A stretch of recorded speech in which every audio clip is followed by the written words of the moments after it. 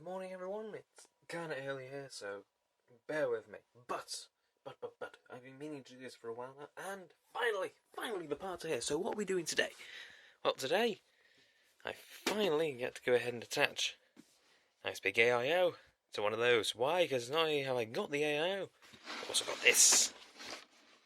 Yeah, trying to do this one hand is difficult, but I've finally got Le Dremel, which means I can actually go ahead and cut the channels out that I need to do for this. So, I'm going to let the intro run and, well, get straight into tearing this down so I can start getting into it.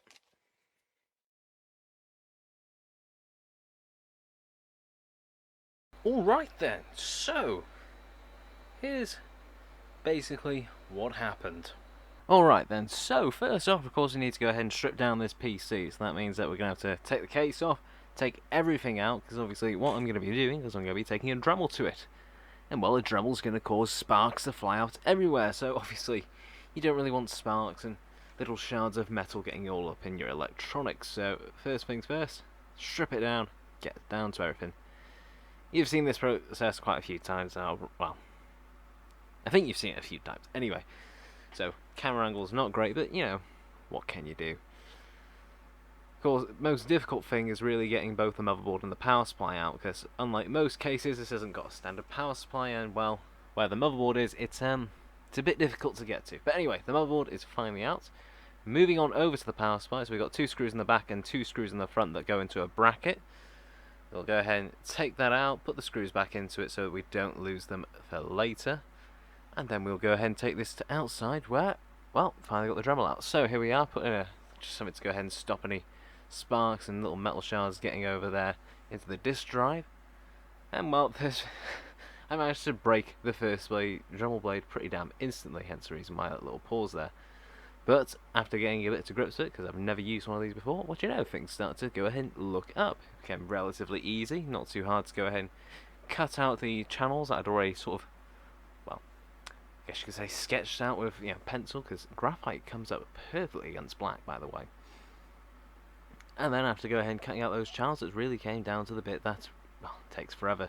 Making sure that they don't cut you, because obviously it's one thing to have these channels here, it's another thing to cut your fingers open, and it's an even worse thing if it was to go ahead and cut open the pipes for, all the water cooling.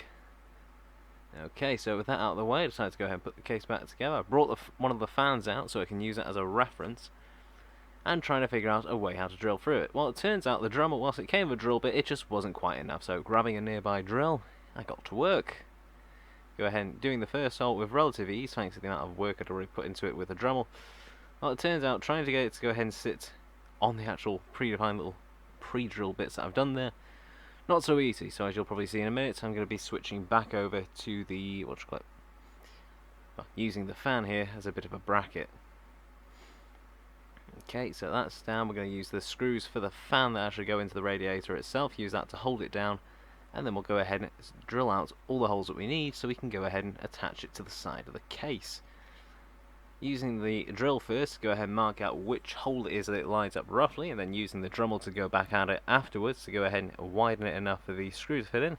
Everything seems to fit together moderately okay, so go ahead and put these tools away and we will jump back inside for the reassembly. Now, most of the reassembly I've sort of skipped over because, well, it's standard as usual.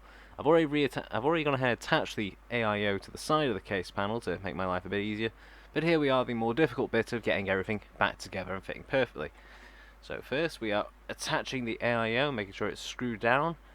Bit of a funny story with the backplate that I'll tell you all another time, but that went pretty well. So now that in and the little pipes as well as the fan plugged in, well, we've got it slotted through the channels, and it's really now time to put the rest of it on top of that and then figure out how we're going to go ahead and close this case, because it's one thing to make it all fit outside, it's another thing for it to fit all together. And I will say, I may have forgotten that screws are a thing. I mean, you'll see me go ahead and close it up here, but let's put this way, there was a lot more work afterwards. But back to the studio, well, pretty much in the next 5 seconds. Yeah, this wasn't fun. But hey, it closed, and I did do a couple of better attempts to get it to close better. And as you can see, finally, it's finished. It looks brilliant, if you don't mind me saying so. I'm sure I'll be throwing in a load of B-roll footage here, but it worked. It came out all right. Everything fit together enough. I wouldn't say it fit together nicely, because not easy to close. Not easy to close in the slightest. But it does work, and it's closed. And it kind of looks a bit badass. So, yeah.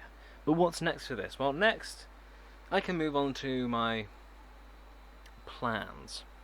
See, originally I was going to go with a Ryzen 7 3700X, because it's a bit low TDP, so therefore it'd be able to stay reasonably cool under a small cooler. But I'm not restricted to that anymore, because, what you know, I've got water cooling. I've got potential here for a lot of cooling capacity despite the small size. I mean, in a mere 10.9 litres, yes, I actually measured it. What you know, I could shove anything in it. In which case, I am going to be shoving anything in it. Stay tuned, because this is going to be seeing another major upgrade in the near future. Not so much aesthetic, but definitely to performance, where I'll be installing a, well, first off, an ASRock Phantom Gaming ITX Thunderbolt 3 capable motherboard, because, oh, I need it. 2, 32 gigs of RAM, yes, 32 gigs, yet it is such a small size. And 3, a beautiful Ryzen 9 3900X, which should hopefully push this to being an almighty powerhouse. I mean, hey, if you've got the cooling capacity, why not take advantage of it, right? But anyway, that is where we're going to have to leave it for today, because I'm running out of time, and I'm sure you guys have probably got other things to be getting on with as well. So, anyway, like the video if you like it, dislike it if you dislike it. Any thoughts or questions, leave them in the form of a comment down below.